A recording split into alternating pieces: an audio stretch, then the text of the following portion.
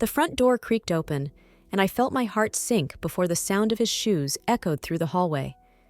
My chest tightened, a lump forming in my throat as I silently prayed, hoping for something, anything, to stop the inevitable from coming.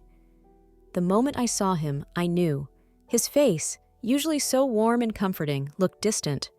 There was something off, something I couldn't quite put my finger on, but it made the pit in my stomach grow deeper. "Hey," he greeted me softly, his voice strained in a way that made the hairs on the back of my neck stand up. "Hey," I replied, trying to sound normal, trying to pretend nothing was wrong. But I could feel it, the heaviness that had been building up for days now. The way he had started avoiding my eyes, the late nights at work, the strange excuses. I had been trying to ignore it, pushing it to the back of my mind, but now it felt like everything was coming to the surface. He sat down beside me on the couch, and I immediately felt his coldness invade the space between us. For a moment, neither of us spoke. The silence hung in the air, suffocating, until he finally broke it. "I need to talk to you about something," he began, his voice faltering slightly. My heart skipped a beat, and I fought the overwhelming urge to pull away. I had a feeling I already knew what was coming. "What is it?" I asked, my voice barely above a whisper. I wasn't sure if I wanted to hear the answer. He hesitated, rubbing the back of his neck nervously. "It's about her, about my ex. I need to tell you something about her." His words felt like a slow-motion train wreck, each one hitting harder than the last. "Your ex?" I echoed, the bitterness creeping into my voice. I tried to keep my composure, but the jealousy, the doubt, the uncertainty were all bubbling to the surface now, uncontrollable. She's sick," he said, his eyes searching mine for a reaction. "She's got cancer. It's really bad, and she's—" He trailed off, his voice breaking slightly. "She doesn't have much time left, and I don't know. I just feel like I need to be there for her." The words he said blurred in my mind, spinning around me like a whirlwind. I heard them, but they didn't make sense. He was talking about his ex, the woman who had shattered him once before, the woman who he had promised he would never go back to. I started, my voice trembling with emotion. "I thought we were past all of that. I thought you were done with her." "I know," he said quickly, reaching out as if to comfort me. But his touch felt foreign, like an apology for something that wasn't his to apologize for. "I know, but this is different. She's dying, and I can't let her go through this alone." I wanted to scream. I wanted to tell him how much this hurt, how his words were cutting into me like a blade. But all I could do was sit there, frozen, staring at him, trying to make sense of what was happening. The room felt smaller, suffocating. I felt the walls closing in on me, my breath quickening as the weight of his confession crushed me. This wasn't just about her illness. This was about him. This was about how he still loved her, how, despite everything, she had somehow found her way back into his life. "I don't know what you want me to say," I whispered, my voice thick with tears. "I don't know what you expect me to feel. This isn't fair." He looked at me, his eyes filled with a sadness that I had never seen before. "I never wanted to hurt you, but I have to do this. I have to be there for her." And just like that, everything I had ever known, everything I thought I had with him, started to crumble. The rest of the evening passed in a blur. Words felt distant, and my thoughts were scattered, like a storm inside my mind. I didn't know how long we sat there, but when I finally managed to look at him again, I saw it. His decision had been made. "I'm sorry," he said quietly, almost too quietly, as if he had already known what I was going to say before I could say it. "Don't," I whispered, shaking my head. "Don't say sorry, just go." I could barely get the words out, the lump in my throat choking me. He stood up, his face a mixture of regret and resolve. "I have to. I'm leaving. I'm going back to her." The world stopped moving in that moment. My heart shattered, but I couldn't stop him. I couldn't hold on to someone who had already made up their mind. As he walked out the door, I felt something inside me break, like a part of me that I had always held on to had been ripped away. And just like that, he was gone. I remember the first time I met him like it was yesterday. It wasn't anything grand, no sparks flying or immediate realization that this was the person I would spend the rest of my life with. It was just a simple encounter, two people crossing paths in a world full of strangers. But something about him stuck with me. I couldn't explain it at the time, but I could feel it. That quiet, subtle pull toward him, like a thread weaving us together, one small moment at a time. We met in the cafe down the street from where I lived. I was there, alone as usual, sipping on a cup of tea and buried in a book. He walked in, his presence so calm, so effortless, that I didn't even notice him at first. It wasn't until I caught him staring at me, just a brief moment, but enough to make my heart race, that I looked up. He had this kind of look in his eyes, one that made me feel like I was the only person in the room. Not in a way that was overbearing, but in a way that made me want to know him more. "Is this seat taken?" he asked, a slight grin tugging at the corners of his lips. His voice was smooth, soft, and his words somehow made everything around us fade into the background. I looked around at the empty chairs and then back at him. "No, you're fine," I said, trying to sound more composed than I felt. He sat down across from me, his gaze never wavering. And for some reason, I didn't feel uncomfortable. Most strangers who approached me like that made me feel uneasy, but with him, it was different. He made me feel seen in a way I hadn't experienced before. We didn't talk much at first. It was one of those quiet moments where the world just seemed to pause, and all that mattered was the space between us. But after a while, he spoke again. "You come here often?" he asked, genuinely curious. I nodded. "Yeah, I like it here. It's peaceful." "I see," he said, his eyes lighting up with understanding. "I think I'll start coming here too." That was the beginning. He started showing up at the cafe almost every day, and eventually we started talking. At first, it was about trivial things, the weather, our favorite books, music we liked. But slowly, we began to share more. I told him about my life, my past, the things I had been through. He listened, truly listened, in a way that no one had before. He made me feel heard, as if my thoughts and feelings mattered. And in return, he told me about his own life, his struggles, his dreams, and the things that haunted him. There was an intimacy in those early conversations, a connection that was so pure, so unspoken, that I couldn't help but feel it. Like a thread tying us together, woven from moments of understanding and empathy. He wasn't perfect, but in my eyes, he was everything I wanted. He had this quiet strength about him, something I admired deeply. He didn't need to speak loudly to make his presence known. He was the type of person who could sit in silence, and somehow his silence would speak volumes. I was drawn to him in a way that I couldn't explain, and maybe I didn't want to explain it. I just wanted to be with him. As time passed, we became inseparable. We started spending more time together outside the cafe. He took me to new places, introduced me to new things, and we built a world of our own. We spent hours talking, laughing, and simply existing in each other's company. There was something comforting about being with him, as if everything in my life had led me to this moment. Like this was where I was always meant to be. I had always been cautious about love. I had been hurt before, betrayed by people who promised me the world only to shatter my heart into pieces. But with him, I didn't feel scared. I felt safe. He was kind, understanding, and patient. He never rushed me. He let me take things at my own pace, and that made me trust him even more. I began to let down my walls, piece by piece, until I could no longer imagine my life without him.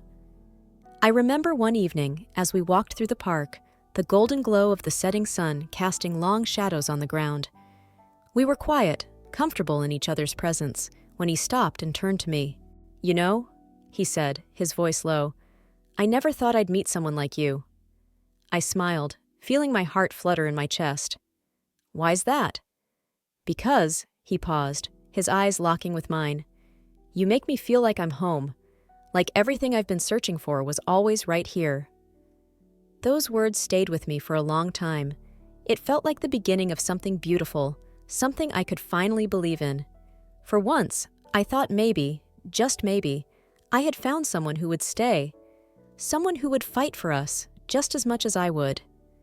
And for a while, everything was perfect. We were happy, wrapped in the warmth of our love, our shared moments and dreams.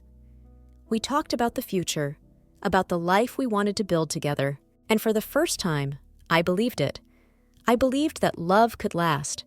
I believed that it could heal the wounds of the past and offer me the kind of happiness I had always longed for. But nothing ever stays perfect, does it? Not forever.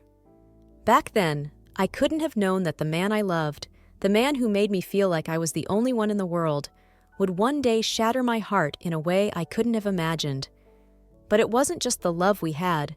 It was the pain that would come later, that would leave me wondering if I had ever truly known him at all. I should have seen it coming, but I didn't. In those early days, everything seemed so perfect, so seamless, that I couldn't imagine a crack forming in the foundation we had so carefully built. We were happy, or at least I thought we were. But in the back of my mind, there was always this quiet voice, a whisper that I pushed aside every time it tried to make itself heard. It told me that things couldn't stay like this forever, that even the brightest flames would eventually flicker and die. The first time I noticed something wasn't right was in the way he started pulling away. It wasn't immediate, but it was noticeable, like a small shift in the air that only the most sensitive person would feel. He started spending more time at work, staying out late, and when he was home, he wasn't really there.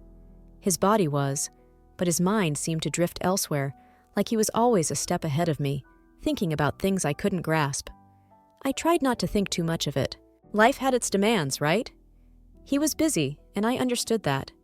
But even though I tried to rationalize it, the distance between us began to grow. Slowly, it was like I could see the space between us expanding, stretching into something I couldn't fill. We would sit together in silence, not the comfortable silence we once shared, but an uncomfortable, strained one. He would be on his phone, tapping away at something, while I would try to find something to say, anything, to bring us back to the way things used to be. But no words came, and in the silence, the tension would grow heavier. At first, I blamed myself. I wondered if I had done something wrong. Had I said something that upset him? Was I not giving him enough space? I questioned everything, searching for an answer in every interaction, every glance, every word. I would replay our conversations in my head, trying to find the moment where things began to go wrong. But there was no clear moment. It was all subtle. Little things. His lack of eye contact, the way he started shrugging off my concerns, the way he seemed irritated when I asked about his day. I remember the night it all started to unravel. We were sitting at dinner, the meal I had prepared for us, and there was something off about the way he looked at me. It wasn't the look of love or affection I had come to expect, but a distant stare, as if I were a stranger to him. My heart began to race, and I couldn't keep up the facade of normalcy anymore. I had to know what was going on. I had to know if this was the beginning of the end. "Is everything okay?" I asked, my voice barely above a whisper, my hands trembling as I set my fork down. I had to force myself to meet his eyes, because all I wanted to do was look away. He hesitated before answering, his eyes flicking over to me. "Yeah, everything's fine." But it didn't feel fine. I could tell something was wrong. There was a weight in the air, a shift that felt more like an earthquake than just a slight tremor. I pushed, not knowing if I was prepared for the truth, but needing to hear it anyway. "Are you sure? Because it feels like you're pulling away from me." His expression darkened slightly, a hint of annoyance flickering in his eyes. "I'm not pulling away from you," he said, his voice defensive, as if I had accused him of something terrible. "I'm just busy." I could tell he was lying. The words didn't match the look in his eyes, the way his shoulders were tense, like he was preparing for something. I wanted to press further, but I didn't. I was scared. Scared of what he might say. Scared of what might happen if I pushed him too hard. But at that moment, I knew. I knew something was wrong, and I couldn't ignore it anymore. The following days were filled with tension, small, quiet moments that seemed to weigh heavier with each passing hour. He still wasn't fully present, still distant, but now there was something more to it. It wasn't just his mind wandering, it was like he was slipping away, like I was losing him little by little, and no matter how hard I tried to hold on to him, I couldn't stop it. I remember one night, I found myself lying awake in bed, listening to the sound of his steady breathing next to me. But I couldn't sleep. I just lay there, wide awake, my mind racing with all the thoughts I had been trying to push away. My thoughts were spinning out of control, questioning everything. The way he'd been acting, the way his touch had become less frequent, the way he hadn't looked at me the same way in so long. The warmth that used to radiate between us had cooled, and no matter how hard I tried to reignite it, I couldn't. And the more I thought about it, the more I realized that this wasn't something I could fix on my own. I had to face it. The first crack in our relationship had appeared, and it was only going to get wider. I didn't know how, and I didn't know when, but it was clear that the love we once had wasn't enough to hold us together anymore. The next morning, when I woke up, he was already gone. He had left for work without a word, just as he had been doing for weeks now. I stared at the empty space beside me, feeling like something precious had slipped through my fingers. It was a feeling I couldn't shake, and no matter how much I tried to convince myself that everything would be okay, I knew it wasn't. And then, one afternoon, it happened. I was sitting in the living room, flipping through a magazine absent-mindedly when I heard him enter the house. His footsteps were heavy, slower than usual, like he was carrying something that I couldn't see. I looked up just in time to see him standing there, looking at me with that same distant expression. "I need to talk to you," he said, his voice low, his gaze avoiding mine. My heart skipped a beat, and I felt the knot in my stomach tighten. This wasn't just a casual conversation. I could feel it. The storm was coming. The air felt thick as he stood there in the doorway, his face pale, his eyes avoiding mine. I could hear the distant hum of traffic outside, the world continuing on as if nothing was wrong. But in that moment, it felt like everything had come to a screeching halt. I knew, deep down, that this was it. The moment I had feared, but had tried to ignore for so long.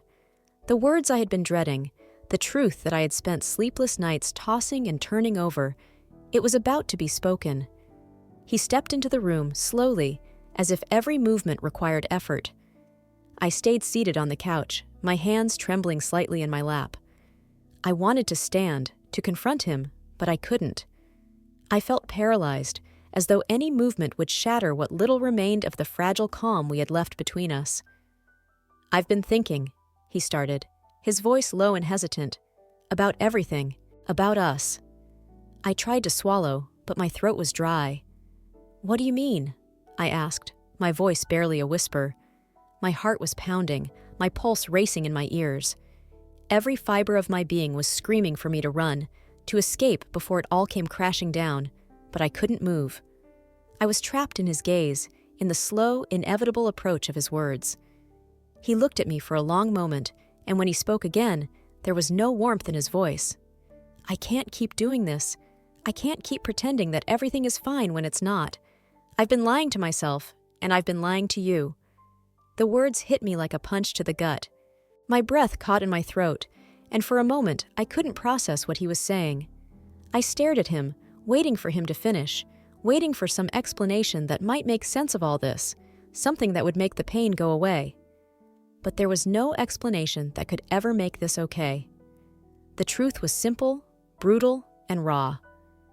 "I'm leaving," he said, and it felt like the ground had been ripped out from under me. The words echoed in my mind, growing louder with each repetition, and yet they still didn't make sense. "I'm leaving you to go back to her." Her. The word was like a knife, cutting deep into my chest. I could barely breathe as the world around me seemed to distort. All those moments of doubt, all those nights where I had wondered what was going on. Now, the truth was laid bare before me. He was leaving me for her, his ex, the woman who had torn him apart once before, the woman who he had promised he would never go back to. And now, here I was, the fool who had believed in the lie that we were different, that we were enough. You can't be serious," I managed to choke out, the disbelief lacing my voice. I stood up, my legs unsteady, as if the floor beneath me was unstable. I reached for him, for something, anything to stop him from finishing what he had started. "I'm serious," he replied, his voice quieter now, but there was no softness to it. "She's sick. She needs me. I can't let her go through this alone. I owe it to her, to both of us, to try." I felt something inside me snap. The last of my composure shattered, and anger flooded me, hot and raw. "You owe it to her?" I spat, my voice shaking with fury. "What about me? What about everything we've built? What about all the promises you made to me? Did those mean nothing?"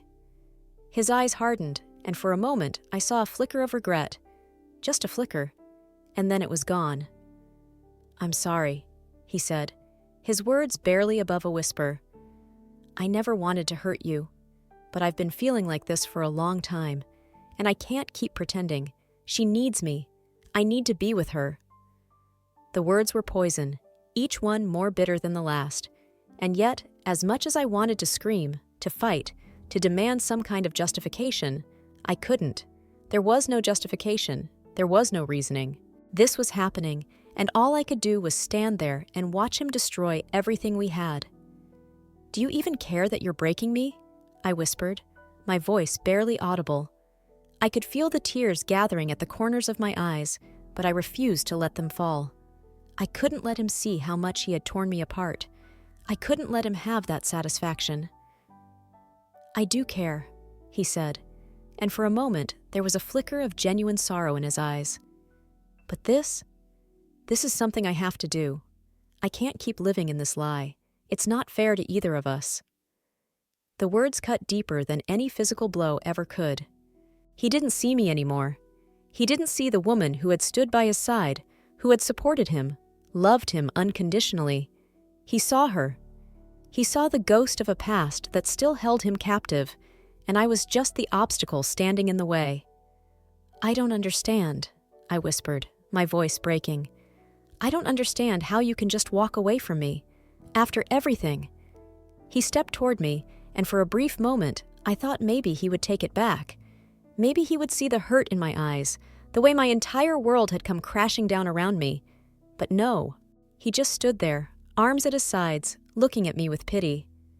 "I'm sorry," he said again, and those two words felt like daggers piercing my soul. "I really am." And then, just like that, he turned and walked away. I couldn't even bring myself to stop him. There was nothing left to say, nothing left to do. He was gone. And I was left standing there, the weight of his betrayal crushing me from all sides. All the love, all the trust, all the moments that had once made us who we were. It was all gone, replaced with this painful, suffocating emptiness. I stood in the silence that followed, the sound of his footsteps fading into nothing, and in that silence, I realized that the person I thought I knew, the person I had loved with everything I had, was gone. He was never coming back. He had already made his choice, and I was just a casualty of it. I don't remember when exactly it started to hit me, but the realization came like a sudden, overwhelming tide, dragging me under. The days after he left were a blur of numbness, a hollow shell of what my life had been just days before. I couldn't eat. I couldn't sleep. The pain was so raw, so all-consuming, that it felt like it was swallowing me whole. The apartment felt emptier without him, his absence echoing in every corner, in every quiet moment. I'd catch myself looking at the door, half expecting him to come walking through it again, his familiar face breaking through the darkness. But he never did. The silence was unbearable, like a weight pressing down on my chest, suffocating me. I wanted to scream. I wanted to make him feel the way I did, to hurt him the way he had hurt me. But no matter how much I wanted to lash out, to punish him for tearing my heart apart, I couldn't. He was already gone, and no amount of screaming would bring him back. I was alone with my pain, and it was so much more than I could bear. But the thing that haunted me more than anything else was the nagging thought that I could have done something, anything, to stop this. I kept going over the last few weeks in my mind, trying to find the moment where everything had shifted, trying to understand what I had missed. Had I said the wrong thing? Had I pushed him too hard? Was I not enough for him? Every thought felt like a sharp stab to the heart, each one more painful than the last. And then it happened. One night, when I was staring at the empty space on the couch where he used to sit, I made a decision. I couldn't just let him walk away. I couldn't let him destroy everything we had without even trying to fix it. I had to do something. I had to fight for us, even if it was already too late. I didn't care about his excuses. I didn't care about the cancer-stricken ex who had somehow wormed her way back into his life. All I cared about was him. I loved him, and I wasn't going to give up without a fight. I picked up my phone and dialed his number. My hands were trembling as I waited for him to pick up, my heart pounding in my chest. The line rang, each second stretching longer than the last, until finally, his voice crackled through the speaker. "Hello?" I swallowed hard, trying to steady my voice, but it came out shakier than I intended. "We need to talk." There was a pause on the other end of the line, and I could hear him exhale, his voice filled with something that sounded like resignation. "I don't think there's much left to talk about." "No," I said, my voice firmer now, a surge of determination running through me. "You don't get to just walk away like this. You don't get to throw everything we had away without even trying to fix it." "I'm not throwing anything away," he said, his voice quiet, almost regretful. "I'm just doing what I have to do." "No," I repeated, my breath catching in my throat. "You're making a choice. You're choosing her over me, and I can't just stand by and watch you do that." He didn't respond immediately. I could feel the tension on the other end, the weight of my words hanging in the air between us.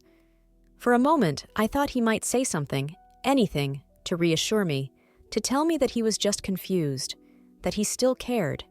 But instead, all I heard was the faint sound of his breathing, and I realized that this wasn't the person I had fallen in love with. He had already made his decision. "I'm sorry," he said finally, his voice barely above a whisper. "But this is something I have to do. She needs me." I felt the anger bubbling up inside me again, hotter and fiercer than before. "You keep saying that," I snapped. "But what about me? What about everything we built? What about the love we shared? Does that mean nothing?" He sighed, and I could hear the frustration in his voice now. "I never wanted to hurt you. You have to understand that. But I can't stay here and keep pretending that everything is fine when it's not. I can't ignore the past anymore." I took a deep breath, trying to rein in my emotions. This wasn't the time to let the anger take over. I had to be calm. I had to make him see what he was throwing away. "You don't have to ignore the past, but you can't live in it either. You can't keep running back to her every time things get hard. That's not love. That's fear."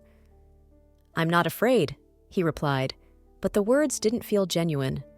They were empty, like a hollow defense to cover up the guilt that was creeping in. "Then why are you doing this?" I asked, my voice softer now, but still full of urgency. "Why are you throwing us away for someone who's already hurt you before? You have a chance to start something real with me, to build a future, and you're letting it go for someone who is sick." There was a long pause.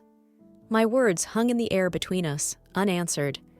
I could feel the weight of them sinking into him, making him reconsider, making him question everything he had decided. But even as I spoke, I knew that deep down, I was fighting a losing battle. He had already made up his mind.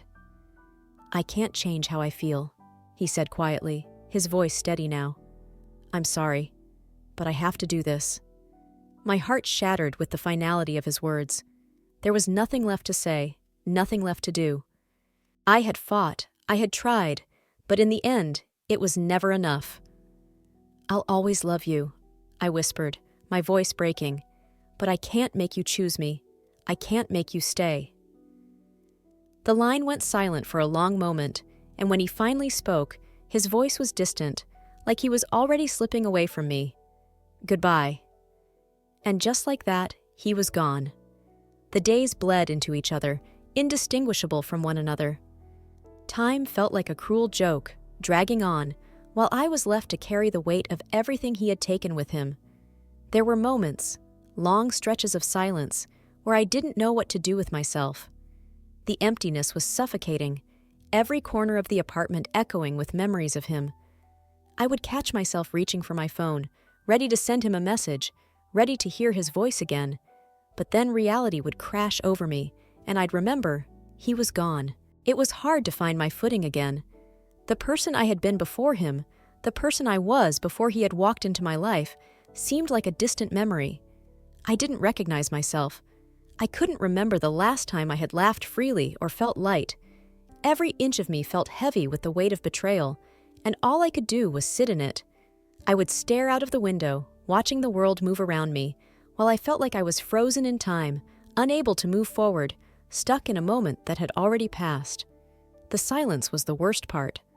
I would sit in the living room for hours, the television humming softly in the background, but I wasn't really watching. It was just noise, something to fill the void. My mind would wander, drifting into thoughts of him, of us, of everything that had gone wrong. I'd replay our conversations over and over again, looking for answers that didn't exist. How had it all gone wrong? Was it something I had missed? Was there something I could have done differently? The questions gnawed at me constantly, digging into the raw, aching places inside me. I wondered if he was thinking about me, if he regretted his decision, if he missed me at all. But I couldn't answer those questions. All I had were the echoes of our last conversation, the emptiness of his absence, and the cruel reality that he had chosen her. I found myself thinking about her, his ex, the woman who had somehow crept back into his life, who had managed to take him from me. I hated her. No, I didn't just hate her. I loathed her. She had taken him once before, and now she had done it again. She had pulled him back into her orbit, and I was left here, picking up the shattered pieces of my heart. But then, in the quiet moments of the night, I would stop myself. I would remind myself that she wasn't the one who had made this decision. He had. It wasn't her fault. It was his. He had made a choice, and it wasn't to be with me. And as much as I wanted to direct my anger at her, I knew deep down that I had to face the truth, that he had made the choice to walk away. I wasn't enough for him. I spent a lot of time thinking about that. What did it mean to not be enough? I had loved him so completely, so unconditionally, and yet it hadn't been enough to keep him by my side. I had given him everything, my trust, my heart, my future, and he had thrown it all away for someone who had already broken him once before. It didn't make sense. It didn't feel fair. But life wasn't fair, was it? I tried to distract myself, tried to find solace in anything, work, books, music, but nothing worked. It was all a temporary escape. I would lose myself in a book, in a song, but when I came back to reality, the emptiness was still there, waiting for me. There was no escaping it. I remember one night, lying in bed, staring at the ceiling, and I finally allowed myself to cry. I hadn't cried in days, not really. I had been too numb, too detached from my own emotions. But now, as I lay there in the dark, the tears came in waves, overwhelming me, choking me. It felt like the dam had finally broken, and I couldn't hold it back anymore. I cried for the love I had lost. I cried for the dreams we had shared, the plans we had made, all of it gone in an instant. I cried for the person I had become, for the pain I had been forced to carry. And I cried for him, because as much as I hated him for what he had done, a part of me still loved him. A part of me still longed for him, still wished that things could have been different. The tears didn't make the pain go away. They didn't heal the wound that he had left in me. But they were a release, a way to process everything that I had been holding inside. I was angry, devastated, confused, and heartbroken, and all of it was spilling out in those tears. I let them come, let them pour from me, until there was nothing left. When I woke up the next morning, I felt empty. Not numb, not detached, but hollow. It was like the crying had emptied me out, left me with nothing but a shell of who I used to be. I didn't know how to fill it, didn't know how to move forward. The thought of seeing him again, of facing him and asking him how he could have done this to me, filled me with a kind of dread that made my stomach turn. I spent the next few days in a haze, drifting through each moment, trying to find a reason to get out of bed, to keep going. I didn't want to do anything. I didn't want to face the world, didn't want to pretend like I was okay. But I forced myself to go through the motions. I went to work. I talked to people. I smiled when I had to, pretending that everything was fine when it wasn't. But inside, I was falling apart, and no one could see it. No one knew the battle I was fighting inside myself. I had to keep pretending, keep hiding the hurt, because no one could understand. No one could understand the depth of the pain, the loss, the betrayal. It was mine to carry, and it was suffocating me. I wanted him back. I wanted the man I had loved, the man who had once made me feel like I was the only one in the world. But that man was gone, and I had to find a way to live with that. I didn't know how, but I knew I couldn't keep drowning in this emptiness. I couldn't keep holding on to the past, hoping he would come back and fix everything. I had to face the truth, as painful as it was. He wasn't coming back, and maybe it was time for me to let go. It had been years since that moment when everything had crumbled, when the world as I knew it had fallen apart in an instant. So much had changed in those years, so much that I sometimes barely recognized the woman I had once been. The girl who had cried herself to sleep, the woman who had begged for someone who no longer cared to stay. She seemed like a stranger to me now, someone I couldn't even understand. But I had learned, I had grown, and through it all, I had found a strength within myself that I never knew existed. I had learned to love again, but not the way I once thought I would. The love I had for myself was the most important kind.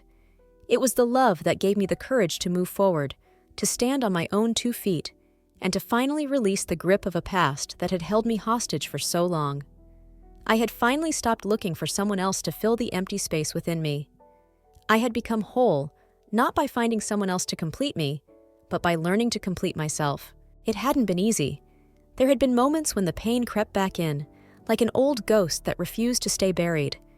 But with time, I had learned to manage it, to understand that the hurt was just a part of me, just another chapter in my story. It didn't define me anymore. I had my own life now, a life that was no longer dependent on him or on anyone else. It was mine, and I had built it piece by piece. The man who had once broken me was a distant memory now, his face blurred by time, his voice faded into the background of my life. I had stopped wondering what might have been if things had turned out differently. I had stopped hoping for his return, stopped wishing that he would wake up one day and realize what he had lost. I no longer needed his validation. I had validated myself, and that was the greatest victory of all. I had moved on. I had found someone who treated me with the love and respect I had always deserved. It wasn't the grand, all-consuming love I once thought I needed, but it was real. It was steady, unwavering, and most of all, it was healthy. I had learned to trust again, not just in others, but in myself. I knew now that love wasn't about holding on to someone at all costs, about sacrificing yourself for another person's happiness. It was about 2 whole people coming together, supporting each other, and growing together. There were still days when the memories of the past crept in, when I would see a couple walking down the street holding hands, or hear a song that reminded me of him. But those moments didn't break me anymore. They didn't hold the power they once did. I would smile, remember what we had, and then let it go. I had my own life to live now, a life that was mine and mine alone. And then, one day, out of nowhere, I ran into him. I was walking down the street, my mind occupied with the plans I had for the day, when I turned the corner and saw him standing there, just a few feet away. His back was to me, and for a moment, I almost turned and walked the other way. I didn't want to see him. I didn't need to see him. But something inside me, something stronger than the fear or the anger, told me to stand my ground. He turned around and saw me, his eyes widening for a split second before he masked it with a forced smile. It was the same smile, the same expression he had given me so many times before, and for a moment, I almost felt that old pang in my chest, the one that had once been tied to him, to everything we had been. "Hey," he said, his voice hesitant, like he wasn't sure what to expect from me. I looked at him, really looked at him for the first time in years. The years had changed him too. He wasn't the same person I had once loved so fiercely. There was a weariness in his eyes, a kind of sadness that spoke of regret. But there was no more anger in me, no more bitterness. I had let go of that a long time ago. "Hello?" I said, my voice calm, steady. I had nothing to prove. I had nothing to hide. I was no longer the person who needed him to apologize, to make things right. I had made my peace, with him and with myself. He stepped closer, uncertainty in his movements. "I've been meaning to reach out," he began, his voice faltering slightly. "I know I hurt you, and I never really apologized for that. I don't expect forgiveness, but I want you to know that I regret how everything ended." I stood there for a moment, the weight of his words hanging in the air between us. It would have been easy to let the anger resurface, to let the old pain bubble up and remind him of everything he had done. But I didn't. I couldn't. That wasn't me anymore. "I've forgiven you," I said softly, surprising even myself with how easy the words came. "I forgave you a long time ago, but forgiveness isn't about you. It's about me. It's about letting go of something that no longer serves me."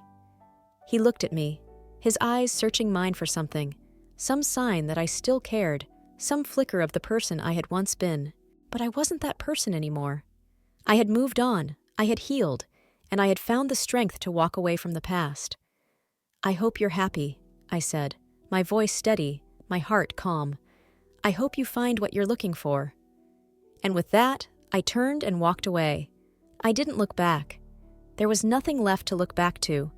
I had found myself, and I was enough. I didn't need his validation. I didn't need his approval. I had built my own life, a life that was full and rich, one that didn't depend on anyone else to complete it. As I walked down the street, a sense of peace washed over me. It wasn't about him, or about what he had done, or about any of the hurt he had caused. It was about me. It was about my journey. And I had come so far. I had learned to stand tall on my own, to love myself, to trust again, and most importantly, to never let anyone else define who I was. And now, with my future ahead of me, I knew that whatever came next, I would face it with strength, with grace, and with the knowledge that I was enough. The past was behind me. The future was waiting, and I was ready.